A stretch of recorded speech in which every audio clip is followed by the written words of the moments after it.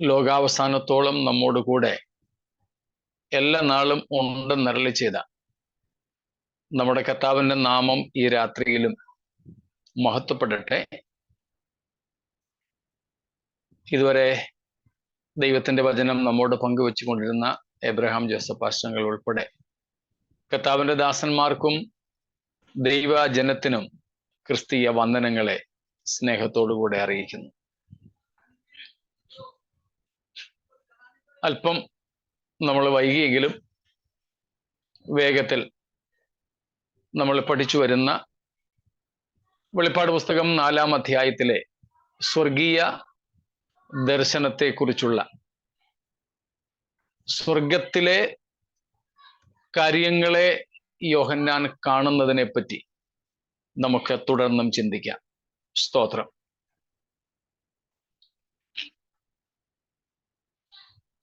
നാം ഇപ്പോൾ നോക്കിക്കൊണ്ടിരിക്കുന്നത് 4-ാം അധ്യായത്തിൻ്റെ 4-ാമത്തെ 5-ാമത്തെയും വാക്യങ്ങളായിരുന്നുവല്ലോ. ആ വാക്യങ്ങൾ നമുക്ക് ഒരിക്കൽ കൂടെ വായിച്ചുകൊണ്ട് ഇന്നത്തെ പഠനം തുടരാം. സിംഹാസനത്തിന്റെ ചുറ്റിലും 24 സിംഹാസനം, വെള്ള ഉടുപ്പ് ധരിച്ചുകൊണ്ട് സിംഹാസനങ്ങളിൽ ഇരിക്കുന്ന 24 മൂപ്പന്മാർ, അവരുടെ തലയിൽ പൊൻകിരീടം. സിംഹാസനത്തിൽ നിന്ന് മിന്നലും നാദവും ഇടിമുഴക്കവും പുറപ്പെടുന്നു. ദൈവത്തിന്റെ 7 ആത്മാക്കളായ 7 ദീപങ്ങൾ സിംഹാസനത്തിന് മുമ്പിൽ ജ്വലിച്ചുകൊണ്ടിരിക്കുന്നു.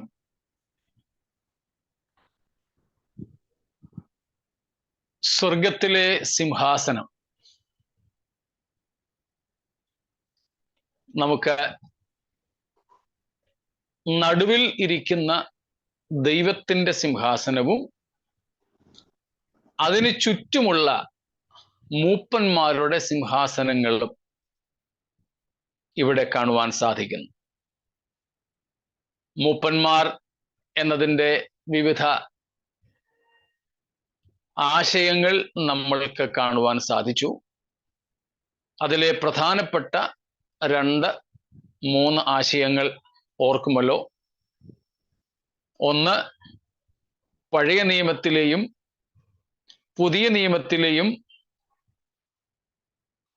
പ്രതിനിധികളായി 12 ഗോത്രങ്ങളെയും 12 അപ്പോസ്തലന്മാരെയും പ്രതിനിധീകരിച്ചുകൊണ്ട് നിൽക്കുന്ന വിശുദ്ധന്മാർ, പഴയ പുതിയ നിയമങ്ങളുടെ പ്രതിനിധികൾ എന്ന് നാം കാണുകയുണ്ടായി. പ്രത്യേകിച്ച് നാം അത് കാണുന്നുണ്ട് വെളിപ്പാട് പുസ്തകത്തിൻ്റെ അവസാന അധ്യായങ്ങളിൽ. പ്രത്യേകിച്ച് അതിൻ്റെ 14-ാമത്തെ വാക്യം, 21:14, 21:14. നഗരത്തിന്റെ മതിലിന് 12 അടിസ്ഥാനവും അതിൽ കുഞ്ഞാടിന്റെ 12 അപ്പോസ്തലന്മാരുടെ 12 പേരും ഉണ്ട്. സ്തോത്രം.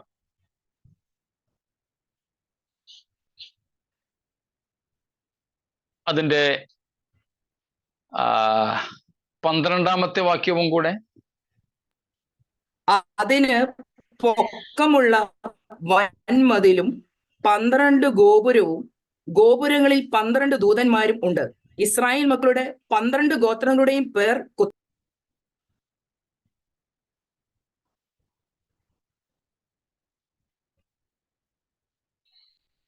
മ്യൂട്ടായല്ലോ. കേട്ടില്ല? ഇല്ല. അതിന് പൊക്കമുള്ള വൻമതിലും 12 ഗോപുരവും ഗോപുരങ്ങളിൽ 12 ദൂതന്മാരും ഉണ്ട്. ഇസ്രായേൽ മക്കളുടെ 12 ഗോത്രങ്ങളുടെയും പേർ കൊത്തിയിട്ടും ഉണ്ട്. കണ്ടോ, നമ്മളിപ്പോൾ വായിച്ച ഈ 2 വാക്യങ്ങളിലായിട്ട് യെരുശലേം എന്ന പുതിയ നഗരത്തിൻ്റെ, അല്ലെങ്കിൽ പുതിയ യെരുശലേം എന്ന നഗരത്തിൻ്റെ അടിസ്ഥാനങ്ങളിൽ മേൽ, അതിൻ്റെ തൂണുകളിൽ മേൽ 12 അപ്പോസ്തലന്മാരുടെയും 12 ഗോത്രങ്ങളുടെയും പേരുകൾ കൊത്തിയിട്ടുണ്ട് എന്ന് വായിക്കുന്നതിൽ നിന്നും അതുപോലെ തന്നെയുള്ള ഒരു പ്രാതിനിധ്യമാണ് ഈ 24 മൂപ്പന്മാരുടേതെന്ന് നമുക്ക് മനസ്സിലാക്കാം. രണ്ടാമത്തെ ആശയം നമ്മൾ അതിൽ നിന്നും കണ്ടത്, പഴയ നിയമത്തിൽ നാം പ്രത്യേകിച്ച് 1 ദിനവൃത്താന്തം 24-ാം അധ്യായത്തിന്റെ 7 മുതൽ 14 വരെയുള്ള 18 വരെയുള്ള വാക്യങ്ങളിൽ, first chronicles chapter 24 versus 7 following 7 to 18, നാം അവിടെ കാണുന്നത് പഴയ നിയമത്തിൽ ദേവാലയത്തിലെ അല്ലെങ്കിൽ ദൈവസന്നിധിയിലെ ശുശ്രൂഷയ്ക്ക് വേണ്ടി ആക്കപ്പെട്ട 24 പൗരോഹിത്യ കൂറുകളെ കുറിച്ച്. ആ 24 പൗരോഹിത്യ കൂറുകൾ അവർക്ക് ദൈവസന്നിധിയിൽ ശുശ്രൂഷിക്കുന്നതിന്, ആരാധന നയിക്കുന്നതിന് ഒക്കെ നിയമിക്കപ്പെട്ടവരായിരുന്നു. അതുപോലെ തന്നെ ഈ 24 മൂപ്പന്മാർക്കും ദൈവസന്നിധിയിൽ പ്രാർത്ഥന കഴിക്കുന്നതിനും ദൈവത്തെ മഹത്വപ്പെടുത്തുന്നതിനും അല്ലെങ്കിൽ സ്തോത്രസ്തുതികൾ, പാട്ടുകൾ ആലപിക്കുന്നതിനുമൊക്കെ നിയമിക്കപ്പെട്ടവരായി നമുക്ക് കാണുവാൻ കഴിയും. 5-ന്റെ 6-ാമത്തെ വാക്യം ഒന്ന് വായിക്കുമോ? 5 or 6.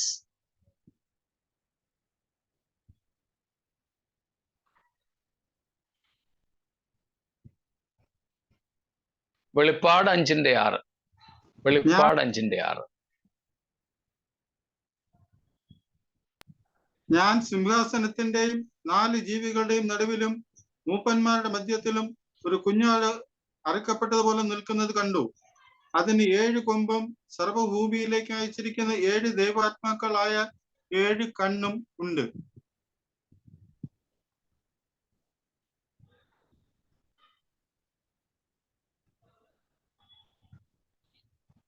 ഇനിയും അതിന്റെ 8-ാമത്തെ വാക്യം.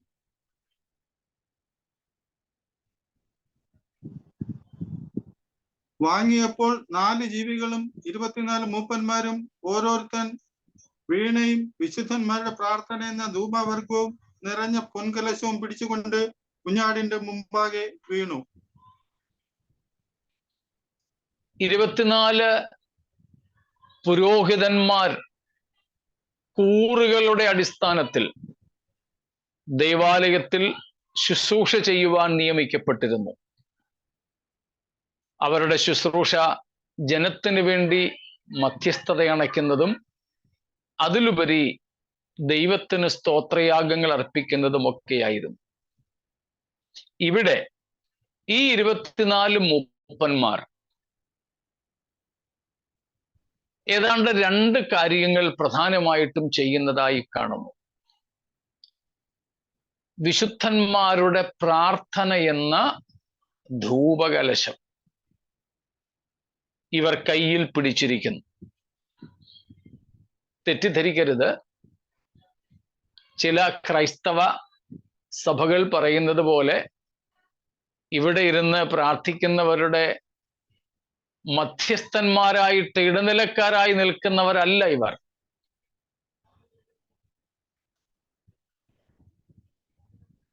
ഇവർ വീണകൾ പിടിച്ചുകൊണ്ട് കുഞ്ഞാടിന്റെ മുമ്പിൽ വീഴുന്നതായും, അതായത് ആരാധനയിലാണ് വീഴുക എന്ന് പറഞ്ഞാൽ ഇവിടെ നമസ്കരിക്കുക, സാഷ്ടാംഗം പ്രണമിക്കുക എന്ന അർത്ഥമാണ് ഇവിടെ ഉള്ളത്. അപ്പോൾ അവിടെ നാം കാണുന്നത് വിശുദ്ധന്മാരുടെ പ്രാർത്ഥന എന്ന ധൂപവർഗം നിറഞ്ഞ കലശവും അതുപോലെ തന്നെ ഓരോരുത്തൻ വീണയും പിടിച്ചുകൊണ്ട് കുഞ്ഞാടിന്റെ മുമ്പാകെ വീഴുന്നു.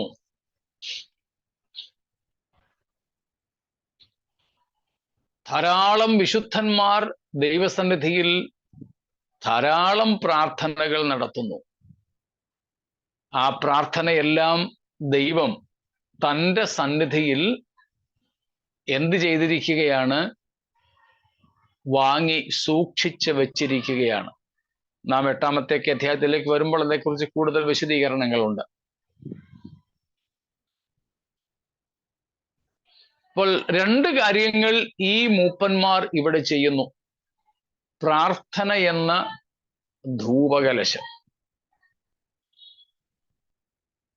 ദൈവത്തിന് പ്രാർത്ഥന, വിശുദ്ധന്മാരുടെ പ്രാർത്ഥന ഏറെ സ്വീകാര്യവും പ്രസാദകരവുമാണ്.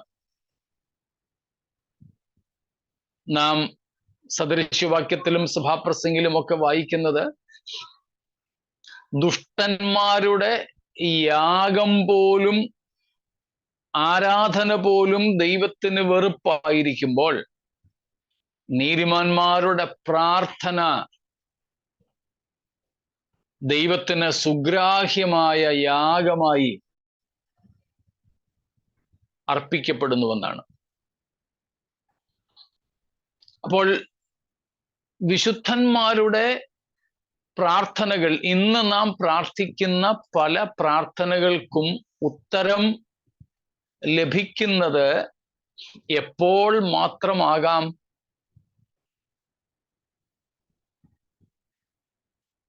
നിത്യതയിൽ, അതായത് നാം നിത്യതയിൽ എത്തിയ ശേഷമാകാം. ഇവിടെ പ്രത്യേകിച്ചും ഇവർ പ്രാർത്ഥിക്കുന്നത്, ഈ പ്രാർത്ഥനകൾ എന്താണ്? എന്തിനു വേണ്ടിയുള്ള പ്രാർത്ഥനകളാണ് ആകാം?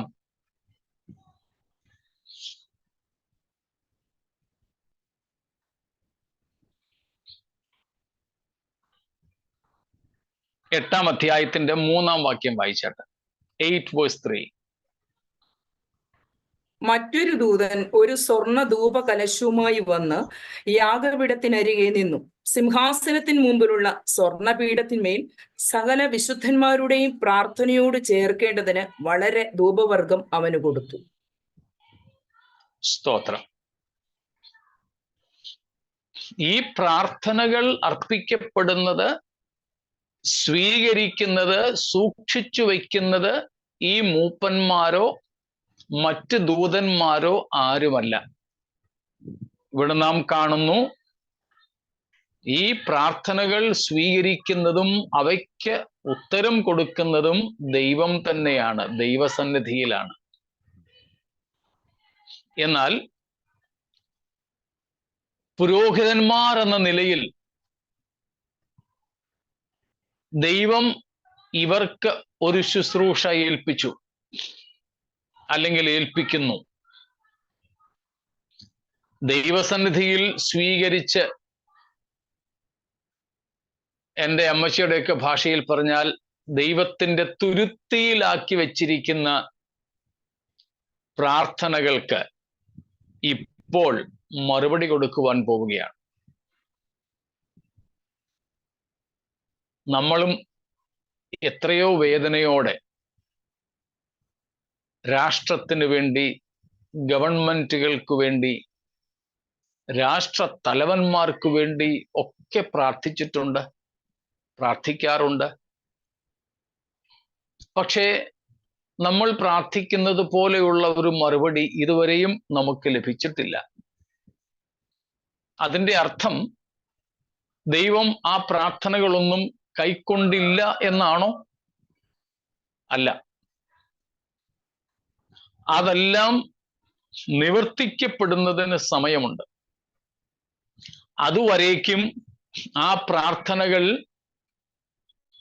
കർത്താവ് തൻ്റെ സന്നിധിയിൽ സൂക്ഷിച്ചു വയ്ക്കുകയാണ്. ഇവിടെ നാം അതാ കാണുന്നത്.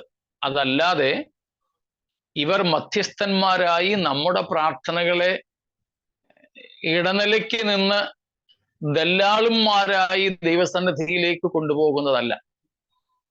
ശബ്ദം വ്യക്തമാണോ? എൻ്റെത് മുറിയുന്നുണ്ടോ? ഇല്ല, കുഴപ്പമില്ല. ഓക്കെ. അപ്പോൾ ഇവിടെ പ്രാർത്ഥിക്കുന്ന പല പ്രാർത്ഥനകളും നാം പ്രാർത്ഥിക്കുന്ന ഈ സമയത്തായിരിക്കില്ല മറുപടി. എന്നാൽ അവയെ ദൈവം തൻ്റെ സന്നിധിയിൽ സൂക്ഷിച്ചു വച്ചിരിക്കുന്നു. ദൈവസഭ എടുക്കപ്പെട്ട അനന്തരം ഈ ഭൂമിയിൽ തന്നെ വിശുദ്ധന്മാരുടെ പ്രാർത്ഥനകൾ അവയ്ക്ക് മറുപടികളായി ദൈവം പ്രവർത്തിക്കുന്നതിൻ്റെ നേർചിത്രമാണ് ഇവിടെ കാണുന്നത്. ആ പ്രാർത്ഥനകളുടെ ഉത്തരം എന്ന വണ്ണം ദൈവം തൻ്റെ നടപടികൾ ഭൂമിമേലും ഭൂമിയിലെ അധികാരികളിന്മേലും ചെയ്യുകയാണ്. ആ സമയത്ത് പ്രതിഫല വിഭജനങ്ങളുമൊക്കെ കഴിഞ്ഞതിന് ശേഷം, സ്തോത്രം, ഇവിടെ ഈ വിശുദ്ധന്മാർക്ക് ദൈവസന്നിധിയിൽ ആരാധനയുടെ ഭാഗമായി, ശുശ്രൂഷയുടെ ഭാഗമായി, ദൈവത്തെ സേവിക്കുന്നതിൻ്റെ ഭാഗമായി, ന്യായാധിപനായ കർത്താവിൻ്റെ സഹായക ജൂറികളായി പ്രവർത്തിക്കുന്നതിൻ്റെ ഭാഗമായി ലഭിക്കുന്ന ചില കടമകളും ചില പദവികളുമാണ് നാം ഇവിടെ കാണുന്നത്.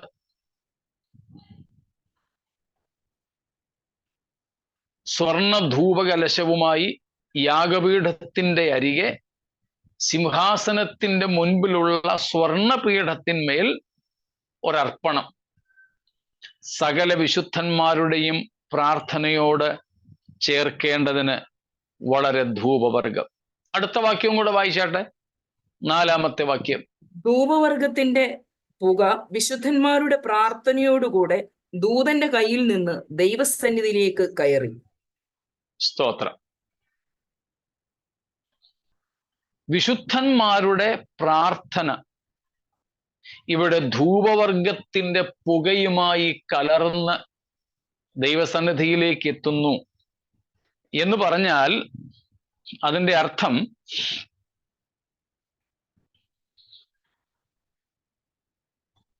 വിശുദ്ധന്മാരുടെ പ്രാർത്ഥനയ്ക്ക് മറുപടി ലഭിക്കാതിരുന്ന പ്രാർത്ഥനകൾക്ക്, കേട്ടോ, അതിന് സമയമാകാതിരുന്നത് കൊണ്ട് മറുപടി ലഭിക്കാതിരുന്ന പ്രാർത്ഥനകൾക്ക് മറുപടി ലഭിക്കുന്ന ഒരു സമയമാണ്. ദൈവം അതിന് ദൂതന്മാരെ നിയമിച്ചു. ആ കൂട്ടത്തിൽ നാം ഈ 24 മൂപ്പന്മാരെയും കാണുന്നു. അത് നാം മുമ്പ് പഠിച്ചതുപോലെ പൗരോഹിത്യ ശുശ്രൂഷയ്ക്ക് ഉള്ള അംഗീകാരമായി അല്ലെങ്കിൽ പൗരോഹിത്യ ശുശ്രൂഷയായി നമുക്കിതിനെ കാണാം. നമ്മെ പുതിയ നിയമത്തിൽ തന്നെ രാജകീയ പുരോഹിത വർഗമായി സ്വീകരിച്ചിരിക്കുന്നതും ആക്കി വച്ചിരിക്കുന്നതും ഒക്കെ നാം കണ്ടു കഴിഞ്ഞു. അപ്പോൾ അതിൻ്റെ ഒരു വിശദീകരണമാണ് നാം ഇവിടെ കണ്ടതെന്ന് മാത്രം. അപ്പോൾ 24 മൂപ്പന്മാരെ കുറിച്ചുള്ള പ്രധാനമായ 3 ആശയങ്ങളാണ് നമുക്ക് സ്വീകാര്യമായിട്ടുള്ളത് പറഞ്ഞു വരുന്നത്. ഒന്ന്, പഴയ നിയമ പുതിയ നിയമ വിശുദ്ധന്മാരുടെ പ്രതിനിധി സംഘം. 2, പഴയ നിയമത്തിലെ പൗരോഹിത്യ ശുശ്രൂഷയുടെ 24 കൂറുകൾ എന്നതുപോലെ പുതിയ നിയമത്തിൽ കർത്താവായ യേശു നമ്മെ പിതാവായ ദൈവത്തിന് രാജ്യവും പുരോഹിതന്മാരും ആക്കി വച്ചിരിക്കുമ്പോൾ നാം അവിടെയും ചെന്നിട്ട് നടത്തുന്ന പൗരോഹിത്യ ശുശ്രൂഷ. വിശുദ്ധന്മാർ, അത് ആ ശുശ്രൂഷയിൽ ദൈവം നമ്മയും കൂടെ പങ്കാളികളാക്കുന്നു എന്ന് മാത്രം. ഈ ഭൂമിയിൽ നാം ആയിരിക്കുമ്പോൾ തന്നെ നാം കർത്താവിൻ്റെ കൂട്ടുവേലക്കാരാണ്. We are co-workers with God. 1 Corinthians 3:9. 1 കൊരിന്ത്യർ 3:9 വാക്യത്തിൽ നാം അത് കാണുന്നുണ്ട്. ഞങ്ങൾ ദൈവത്തിൻ്റെ കൂട്ടുവേലക്കാർ. We are co-workers with God. അപ്പോൾ ഇവിടെ ദൈവസഭയുടെ കെട്ടുപണിയിൽ ദൈവം നമ്മെ പങ്കാളികളാക്കുന്നു. ഇതുപോലെ നിത്യതയിലെത്തിയാൽ, സ്തോത്രം, പ്രത്യേകിച്ച് ന്യായവിധി ലോകത്തിന്റെ മേൽ ദൈവം നടത്തുമ്പോൾ ആ ന്യായവിധിയുടെ നടത്തിപ്പിൽ വിശുദ്ധന്മാർക്കൊരു പങ്കുണ്ട്. അത് പ്രതിഫലം ലഭിക്കുന്നതിനനുസരിച്ച് വ്യത്യസ്തപ്പെട്ടിരിക്കുമെന്ന് മാത്രം. അപ്പോസ്തലന്മാരോട് കർത്താവ് പറഞ്ഞല്ലോ, ഇസ്രായേൽ ഗോത്രങ്ങളെ അവർ ന്യായം വിധിക്കുമെന്ന്. 1 കൊരിന്ത്യർ ലേഖനം 6-ാം അധ്യായത്തിൽ നമ്മൾ കാണുന്നു, നാം ലോകത്തെ വിധിക്കുമെന്ന്. നാം ദൂതന്മാരെ വിധിക്കുമെന്ന് 1 കൊരിന്ത്യർ 6-ന്റെ 3-ാമത്തെ വാക്യമാണെന്നാണ് എൻ്റെ ഓർമ്മ. അല്ലെ, 3 2. അപ്പൊ നാം ലോകത്തെ വിധിക്കും, ദൂതന്മാരെ വിധിക്കും എന്നൊക്കെ നാം അവിടെ കാണും. സ്തോത്രം.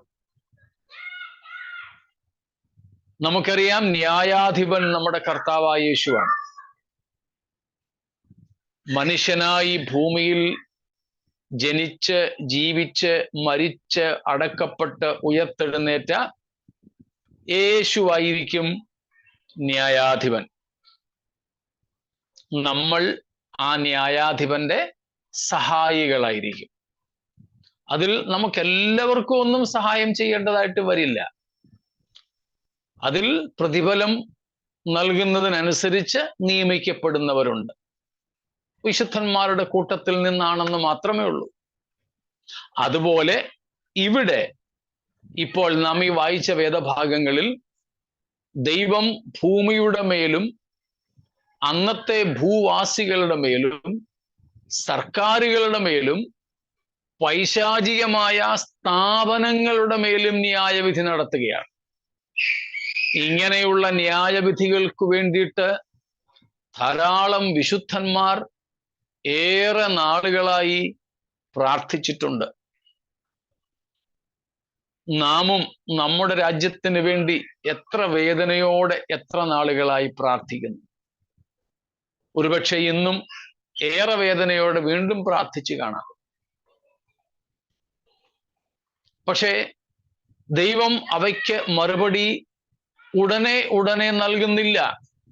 എന്നാൽ ആ പ്രാർത്ഥനകൾ കർത്താവ് ശേഖരിച്ചു വയ്ക്കുന്നു. അതിനും മറുപടി ആയിട്ട് ന്യായം വിധിക്കുന്ന ഒരു സമയമാണിത്.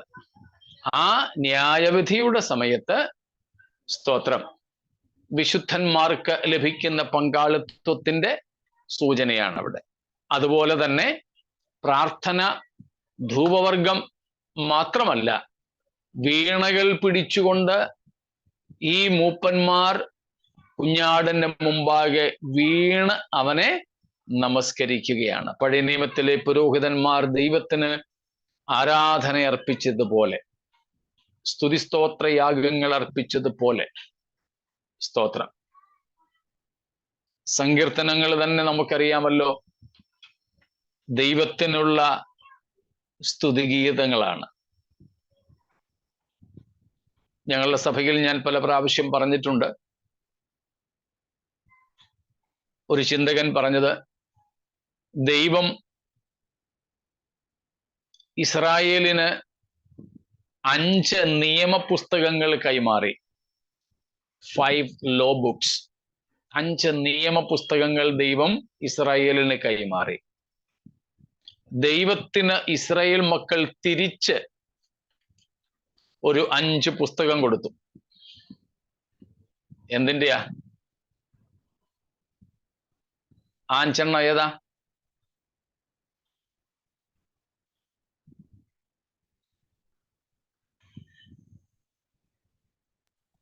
അഞ്ച് മുറിവുകൾ. 5 ശരീരത്തിലുണ്ടായതായ മുറിവുകൾ. അല്ല. ന്യായപ്രമാണമായ 5 ഗ്രന്ഥങ്ങൾ ദൈവം ജനത്തിന് നൽകി. അതിന് പകരം ജനം, ഇസ്രായേൽ മക്കൾ, ദൈവത്തിന് ഗാനത്തിന്റെ, സങ്കീർത്തനത്തിന്റെ, സാൾട്ടറി, സങ്കീർത്തനത്തിന്റെ, കീർത്തനങ്ങളുടെ 5 പുസ്തകങ്ങൾ കൊടുത്തു. അതെ, സങ്കീർത്തന പുസ്തകത്തെ 150 സങ്കീർത്തനങ്ങളെ 5 ഭാഗങ്ങളായിട്ട് തിരിച്ച് അറിയാമല്ലോ. അതുകൊണ്ട് സ്തോത്രം. അപ്പം ഈ സങ്കീർത്തനങ്ങള് പാടുകയും ദൈവത്തെ മഹത്വപ്പെടുത്തുകയും ഒക്കെ ചെയ്യുക ഈ വിശുദ്ധന്മാരുടെ ശുശ്രൂഷയിൽപ്പെട്ടതായിരുന്നു. നമുക്കും ദൈവസന്നിധിയിൽ ചെല്ലുമ്പോൾ പാടാൻ സങ്കീർത്തനമുണ്ട്. അത് ഈ 150 സങ്കീർത്തനങ്ങളിലെ ഒന്നുമല്ല പാടുന്നത്. സ്തോത്രം. കുഞ്ഞാടിന്റെ പാട്ടാണ് പാടുന്നത്. The song of the lamb of God. നമ്മൾ അതേക്കുറിച്ചും ചിന്തിച്ചിട്ടുണ്ട്. വീണ്ടെടുപ്പിൻ ഗാനം പാടും ഞാൻ സിയോനിൽ, വിൺദൂതർക്കും പാടാൻ അസാധ്യമേ അത്. കാൽവറി ഗിരിയിൽ കാൽകരം തുളച്ച കുഞ്ഞാടാം പ്രിയനിൻ പ്രേമം എൻ ഗാനമേ. കാൽവറിയിലെ ദൈവസ്നേഹത്തിന്റെ, ക്രൂശിലൂടെ ദൈവം പ്രദർശിപ്പിച്ച നിത്യസ്നേഹത്തിന്റെ പാട്ടാണ് നാം കുഞ്ഞാടിന്റെ ഗാനമായി അവിടെ ആലപിക്കുന്നത്.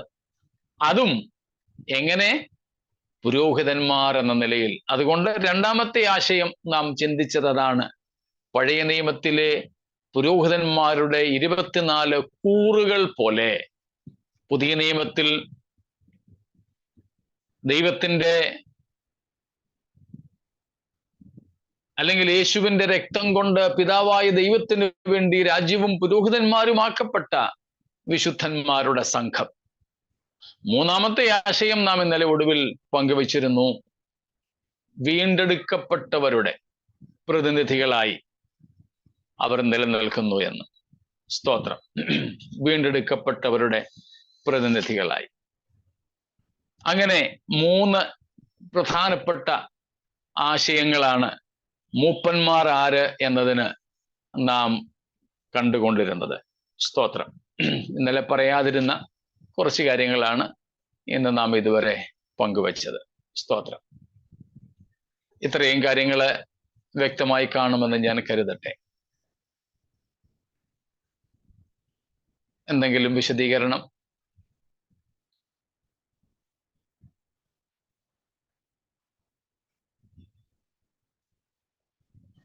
ശരി, ഒന്നും ഇല്ല എങ്കിൽ നമുക്ക് മുൻപോട്ട് പോകാം. എന്തോ ആരെങ്കിലും വല്ലതും ചോദിക്കായിരുന്നോ? ഈ യോഹന്നാന് ഡബിൾ റോൾ ആയിരുന്നു അവിടെ. 24 അപ്പോസ്തലന്മാരുടെ കൂട്ടത്തിലും ഇവിടെ സ്വർഗീയ കാഴ്ച കാണാൻ. യോഹന്നാൻ അവിടെ ഡബിൾ റോൾ ഒന്നുമില്ല, ഒറ്റ റോളേ ഉള്ളൂ. യോഹന്നാൻ ഇതെല്ലാം ദർശിക്കുക മാത്രമാണ് ചെയ്തത്. ഇവരുടെ ആരുടെയും കൂടെ കൂടിയില്ല. അപ്പോസ്തലന്മാരുടെ കൂട്ടത്തില് 12 പേരിൽ ഇല്ല യോഹന്നാൻ? ഉണ്ട്. അവിടെ യോഹന്നാന് വേറെ ദൗത്യങ്ങളൊന്നുമില്ല. യോഹന്നാൻ അന്നും ജഡത്തിൽ തന്നെയാണ്. സ്വർഗത്തിലെ കാഴ്ചകൾ ദൈവം യോഹന്നാന് കാണിച്ചു കൊടുത്തു എന്നേ ഉള്ളൂ. യോഹന്നാൻ മരിച്ച് അവിടെ എത്തിയിട്ടില്ല. യോഹന്നാൻ അന്നും ജീവനോടിരിക്കുക. അവിടുത്തെ നിത്യതയുടെ ഇത് യോഹന്നാൻ ഇത് കണ്ടുകൊണ്ടിരിക്കുമ്പോഴത്തെ കാഴ്ചയല്ലിത്. ഇത് സംഭവിപ്പാൻ ഇരിക്കുന്നതേ ഉള്ളൂ. സംഭവിപ്പാൻ ഇരിക്കുന്നതിനെ ദൈവം ആത്മാവിൽ യോഹന്നാന് കാണിച്ചു കൊടുത്തതാ. അതുകൊണ്ട് യോഹന്നാൻ അവിടെ പ്രത്യേകിച്ച് ദൗത്യ നിർവഹണമൊന്നുമില്ല. ഇത് കാണുക, എഴുതി അറിയിക്കുക എന്നതിനപ്പുറം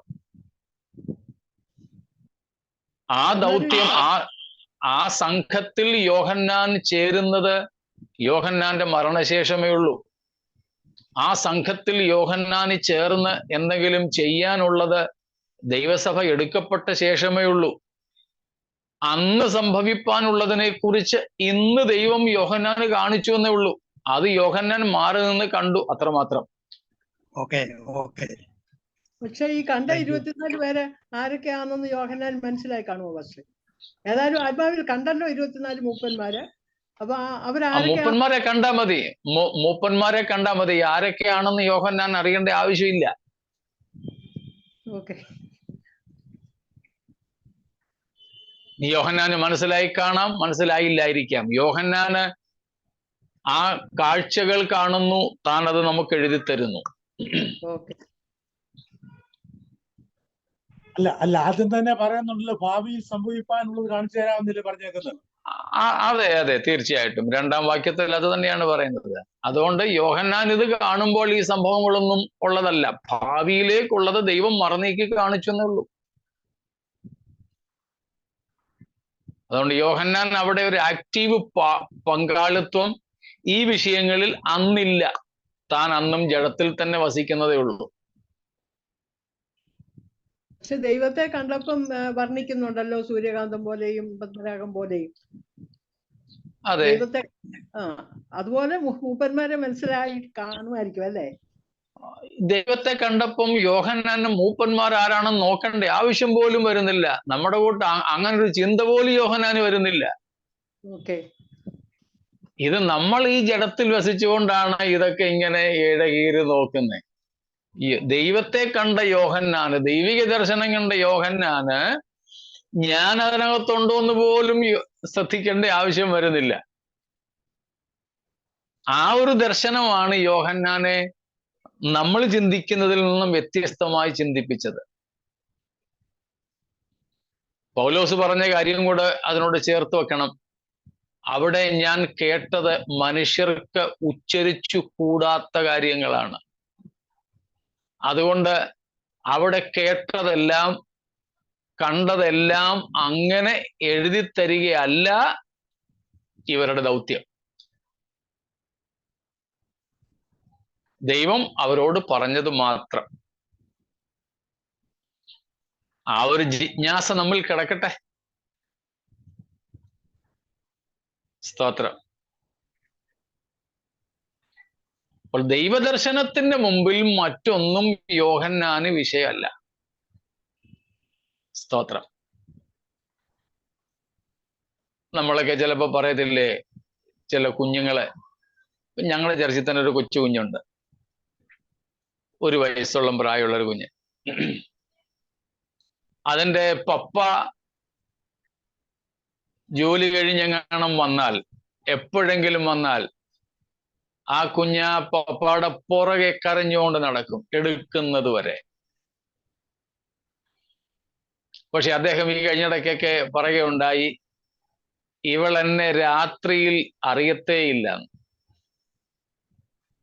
രാത്രിയായാൽ ഈ കുഞ്ഞിന് എന്നെ അറിയത്തേയില്ല, പകല് ഞാൻ വേണം, എന്നെ മതി.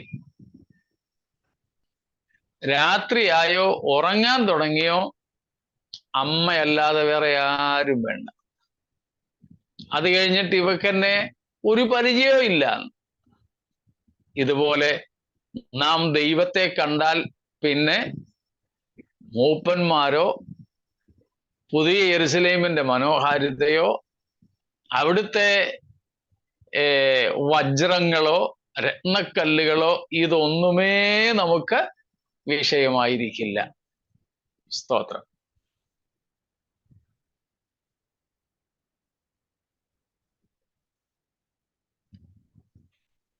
ശരി, നാം ഇന്നലെ ഒടുവിൽ നോക്കിയത് അവരുടെ കിരീടങ്ങളെ കുറിച്ച്. ഇവർക്ക് കിരീടം ലഭിച്ചിട്ടുണ്ട്. നമ്മൾ നേരത്തെ ചിന്തിച്ചതായിട്ടാണ് എൻ്റെ ഓർമ്മ. 2 തരം കിരീടങ്ങളുണ്ട്.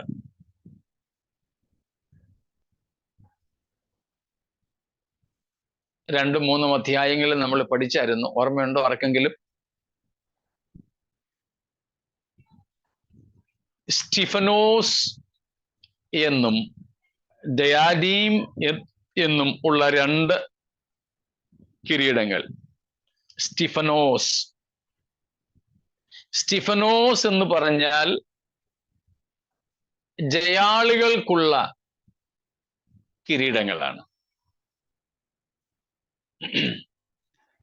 ദയാനീം രാജകീയ കിരീടമാണ്. രാജകീയ കിരീടം. നമുക്ക് വിവിധ കിരീടങ്ങൾ ലഭിക്കുന്നതിനെ കുറിച്ച് നാം പുതിയ നിയമത്തിൽ കാണുന്നുണ്ട്. പല കിരീടങ്ങൾ നാം കാണുന്നു. 2 കൊരിന്ത്യർ 5:10 വാക്യത്തിൽ ക്രിസ്തുവിന്റെ ന്യായാസനത്തിന്റെ മുമ്പാകെ നാം ഒക്കെ നിൽക്കുന്നതിനെ കുറിച്ച്. 1 കൊരിന്ത്യർ 3 10 മുതൽ 15 വരെയുള്ള വാക്യങ്ങളിൽ നാം കാണുന്നു വിശുദ്ധന്മാരുടെ ന്യായവിധിയും അതേ തുടർന്ന് ലഭിക്കുന്ന പ്രതിഫലങ്ങളെയും കുറിച്ച്. വെളിപ്പാട് 2-3 അധ്യായങ്ങളിൽ സഭകളോടുള്ള ബന്ധത്തിൽ നമ്മൾ ആ വിഷയങ്ങളും പഠിച്ചിരുന്നു. അപ്പോൾ ഇവിടെയെല്ലാം നാം കാണുന്നത് പ്രതിഫല വിഭജനത്തിന് ശേഷം ലഭിക്കുന്ന കിരീടങ്ങൾ. അങ്ങനെയാണെങ്കിൽ ഈ മൂപ്പന്മാർ ഇവിടെ ഇരിക്കുന്നത് വിശുദ്ധന്മാരുടെ പ്രവർത്തികളുടെ ന്യായവിധിക്ക് ശേഷമുള്ള ചിത്രമാണ്. സിംഹാസനങ്ങളും കിരീടങ്ങളും അവർക്ക് ലഭിച്ചു എന്ന് കാണുമ്പോൾ അതിൻ്റെ അർത്ഥം ഇത് എപ്പോഴത്തെ കാഴ്ചയാണ്? സഭ എടുക്കപ്പെട്ടതിന് ശേഷവും വിശുദ്ധന്മാരുടെ പ്രതിഫല വിഭജനം നടന്ന ശേഷവും. മരിച്ച ആത്മാക്കൾ ദേഹികളുമായി സ്വർഗത്തിലേക്ക് എത്തിയാൽ ഉടനെ അവർക്ക് സിംഹാസനമോ കിരീടമോ ലഭിക്കുന്നില്ല. Soon after a person's death, when that means his spirit and soul reach in heaven, they are not rewarded with crowns or thrones. They happen only after the judgment. അതുകൊണ്ട് ഇത് ന്യായവിധിക്കും പ്രതിഫല വിഭജനത്തിനും ശേഷമുള്ള ചിത്രമാണ്. സിംഹാസനവും കിരീടവും ഉള്ളതായി നാം അതുകൊണ്ടാണ് കാണുന്നത്.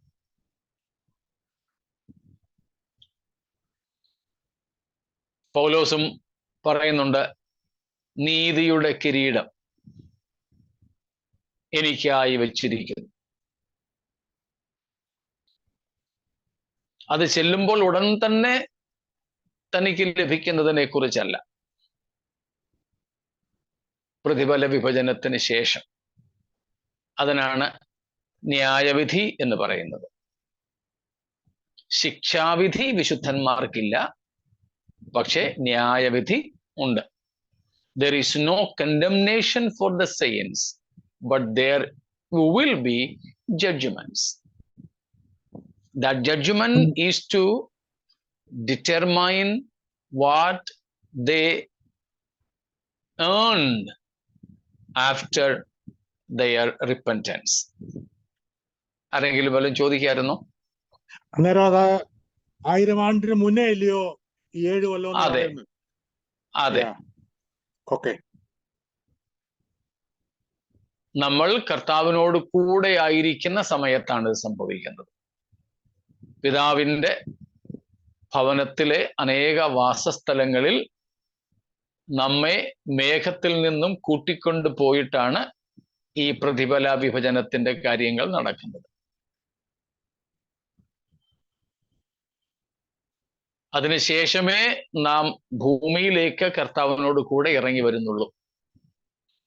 പിന്നീടാണ് 1000 ആണ്ട് വാഴ്ചയ്ക്ക് നടക്കുന്നത്. നമ്മൾ ചിന്തിച്ചിട്ടുണ്ട് പ്രധാനമായിട്ടുമുള്ള 5 കിരീടങ്ങളെ കുറിച്ച്. നിങ്ങൾക്ക് ഓർമ്മ കാണുമായിരിക്കുമല്ലോ. കൂടുതൽ ഞാനതിനെപ്പറ്റി വിശദീകരിക്കുന്നില്ല. അപ്പൊ ജയാളികൾക്കുള്ള കിരീടങ്ങളാണ് ഇത് ലഭിക്കുന്നത്.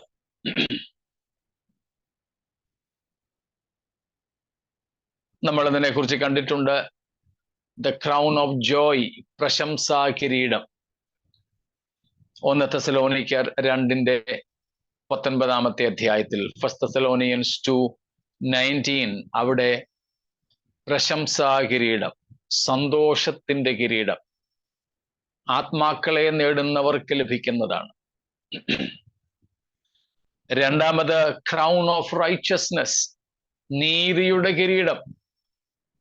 2 തിമോത്തിയോസ് 4:8 ഇപ്പോൾ നമ്മൾ ഉദ്ധരിച്ചതാണ് പൗലോസിന്റെ നീതിയുടെ കിരീടം. അത് കർത്താവിന്റെ പ്രത്യക്ഷതയിൽ പ്രിയം വെക്കുന്നവർക്കുള്ളതാണ്. യേശുവിന്റെ വരവിനെ സ്നേഹിക്കുന്നവർക്കുള്ളതാണ് നീതിയുടെ കിരീടം.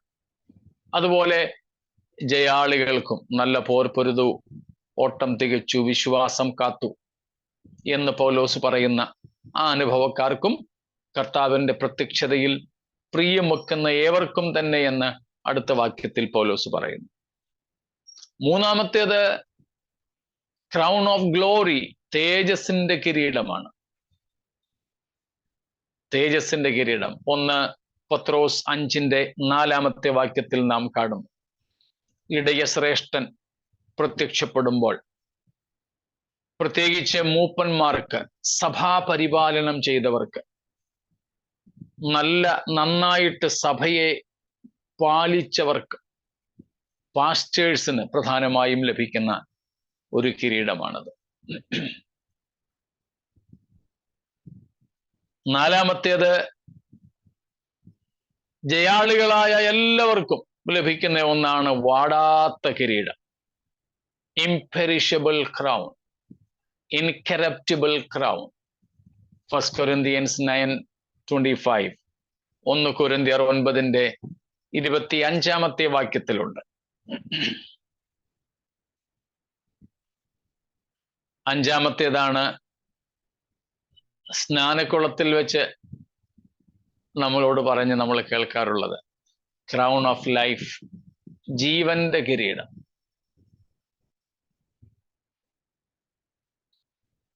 അവസാനത്തോളം സഹിച്ചു നിൽക്കുന്ന, പരീക്ഷ സഹിച്ച് വീണുപോകാതെ പ്രതികൂലങ്ങളിലും പ്രലോഭനങ്ങളിലും തളരാതെ വിശ്വാസത്തിൽ നിലനിൽക്കുന്നവർക്ക് വേണ്ടി, ജയാളികൾക്ക് വേണ്ടി ജീവന്റെ കിരീടം. യാക്കോബ് 1:2. അപ്പോൾ ഇങ്ങനെയുള്ള ജെയിംസ് 1:2, ഇങ്ങനെ പ്രതിഫലങ്ങളുടെ വിഭജനത്തിന് ശേഷം നാം കാണുന്ന ഒരു ചിത്രമാണ് ഈ മൂപ്പന്മാർ കിരീടങ്ങൾ വെച്ചുകൊണ്ട് സിംഹാസനങ്ങളിൽ ഇരിക്കുന്നത്. സ്തോത്രം.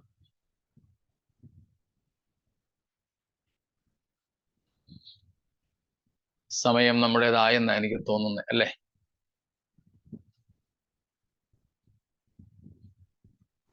മൂന്ന് മിനിറ്റ് കൂടി.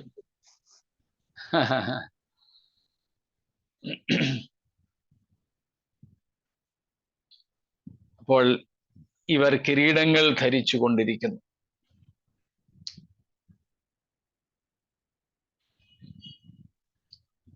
എന്നാൽ വളരെ പ്രധാനപ്പെട്ട ഒരു സംഗതിയുണ്ട്. നമ്മളിങ്ങനെ ദൈവസന്നിധിയിലേക്ക് എത്തിയാൽ കിരീടങ്ങളും ഒക്കെ വെച്ച് സിംഹാസനത്തിൽ കയറി കർത്താവിനോട് കൂടെ ഇരിക്കുന്നത് വളരെ സന്തോഷകരമായ അനുഭവമാണ്. അപ്പോൾ തന്നെ എന്തേ നാം അങ്ങനെ ഇരിക്കും അവിടെ? സ്തോത്രം. ഇല്ല, കിരീടങ്ങൾ താഴെയിട്ട് അവനെ ഹല്ലേലൂയ. അതെ, സ്തോത്രം. അതുപോലെ അയ്യാ, അതിന്റെ താഴോട്ടുള്ള വാക്യങ്ങളിൽ നമ്മൾ വായിക്കുന്നുണ്ട്. അതാണ് നാം ദയ ലഭിച്ചോർ നാം സ്തുതിച്ചിടുവോ എന്നുള്ള പാട്ടിനകത്തും പാടുന്നത്. വീഴുന്നു പ്രിയനെ വാഴ്ത്തിയിടുവാൻ സിംഹാസനവാസം താൻ ആയവൻ അരുളിയ രക്ഷയിൻ മഹിമയ്ക്കായി കിരീടങ്ങൾ താഴെയിട്ടു. നാം കാണുന്നുണ്ട്. സ്തോത്രം. അതിൻ്റെ 9ഉം 10ഉം വാക്യങ്ങളിൽ 4-ാം അധ്യായത്തിന്റെ വെളിപ്പാട് 4-ന്റെ 9ഉം 10ഉം, റെവലേഷൻ ചാപ്റ്റർ 4 വേഴ്സസ് 9 and 10, അവിടെ നാം കാണുന്നു 4 ജീവികളും സിംഹാസനസ്ഥനായ പിതാവായ ദൈവത്തിന് മഹത്വം അർപ്പിക്കുമ്പോഴൊക്കെ ഈ 24 മൂപ്പന്മാരും സിംഹാസനങ്ങളിൽ നിന്നും ഇറങ്ങി തങ്ങളുടെ കിരീടങ്ങളെ കർത്താവിന്റെ പാദങ്ങളിൽ ഇട്ടുകൊണ്ട് കവിണ്ണ് വീണ് നമ്മുടെ ദൈവത്തെ നമസ്കരിക്കുന്നു. അതെ, നമുക്ക് പ്രതിഫലങ്ങൾ ലഭിക്കും തീർച്ചയായിട്ടും. പക്ഷേ അവയിൽ മതിമറന്ന് നമുക്കവിടെ ഇരിക്കാൻ പറ്റില്ല. സ്തോത്രം. നമുക്കവിടെ ഇരിക്കാൻ പറ്റില്ല. സിംഹാസനസ്ഥനായി തേജോമയനായി നമ്മുടെ ദൈവം നമ്മുടെ മുൻപിൽ ഉള്ളപ്പോൾ അവനോടുകൂടെ ഇരിപ്പാൻ നമുക്ക് വരം തരും എങ്കിൽ കൂടെ നാം ചെയ്യുന്ന ഒരു ക്രിയയാണ് നാം ആ വാക്യങ്ങളിൽ കാണുന്നത്. നാം ഇറങ്ങി സിംഹാസനസ്ഥനായവന്റെ മുമ്പിൽ മുട്ടുകുത്തി നമസ്കരിച്ച്, ദൈവമേ, എൻ്റെ തലയിലേക്കല്ല ഈ കിരീടത്തിന് ശോഭ, അങ്ങയുടെ പാദങ്ങളിലാണ് അതിന് ശോഭ എന്ന് പറഞ്ഞുകൊണ്ട് നിത്യതയിൽ പോലും നമുക്കുള്ളത് മുഴുവനും പ്രതിഫലം പോലും കർത്താവിൻ്റെ മുമ്പാകെ നാം അർപ്പിക്കും എന്നുള്ള വസ്തുത മറക്കരുത്. നിത്യതയിൽ പോലും നമുക്ക് ലഭിക്കുന്നവയെ നമ്മുടേതായി വെക്കുവാൻ നമുക്ക് മനസ്സ് വരില്ല. അത്ര തേജോ രൂപിയാണ് നമ്മുടെ കർത്താവ്. അതുകൊണ്ട് ഇവിടെ വെച്ച് പോലും ദൈവം നമുക്ക് തരുന്നതാകാം, എന്നാൽ അവയും ദാതാവായ ദൈവത്തിൻ്റെ പാദങ്ങളിൽ സമർപ്പിച്ച് ആ കർത്താവിൻ്റെ മഹത്വത്തിനായി ജീവിപ്പാൻ ദൈവം നമുക്കെല്ലാവർക്കും കൃപ ചെയ്യട്ടെ എന്ന് പറഞ്ഞ് ഇന്ന് ഇവിടെ നിർത്തുന്നു. സ്തോത്രം. ഈ നിത്യതയ്ക്കായി കർത്താവിനോട് കൂടെയുള്ള വാസത്തിനായി ദൈവം നമ്മെയും ഈ വചനങ്ങളാൽ ഒരുക്കുമാറാകട്ടെ. സ്തോത്രം.